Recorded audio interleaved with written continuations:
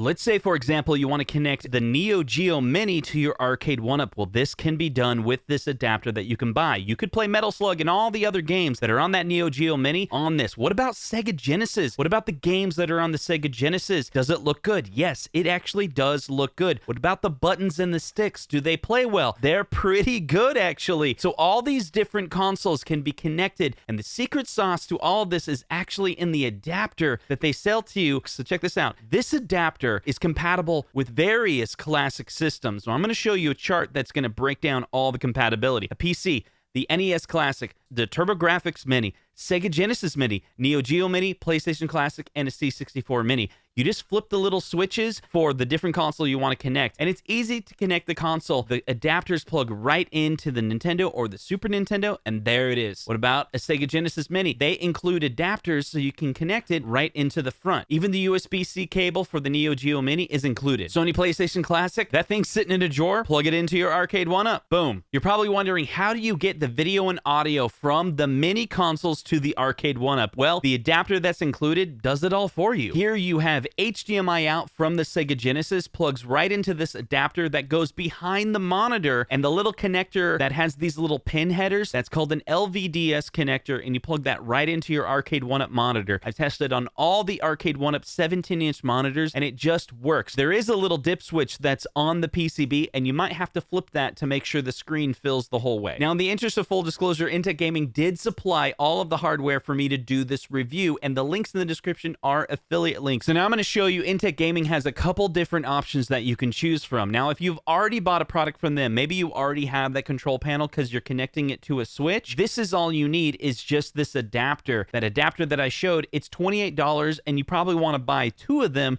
so you can connect both player 1 and player 2 to your control panel. But if you don't have anything, they have a kit, and it's actually pretty inexpensive, $159 for basically everything you need. It's going to come with 2 adapters, and it's, as it shows here, you save a little bit money because you're bundling it all together. Now, this guy right here, it's white on this, but it does come with these little panels that you can, these little, protectors that you can put on there. It even has a deck protector so the art's not going to rub off. This completely replaces the Arcade1up deck, and you can plug it right in, and the speakers are on this unit itself. So the sound from the mini console is going to come from the speakers that are right here. Now, when it comes to compatibility, my favorite setup that I was testing with is the Sega Genesis Mini and the Neo Geo Mini. And I'll tell you why. Those actually stretch the screen when you plug it into a normal TV, but this adapter squeezes it back to 4:3, and it actually looks really good. Now, the NES and the Super Nintendo Classic that I played with, they don't have options to be able to stretch it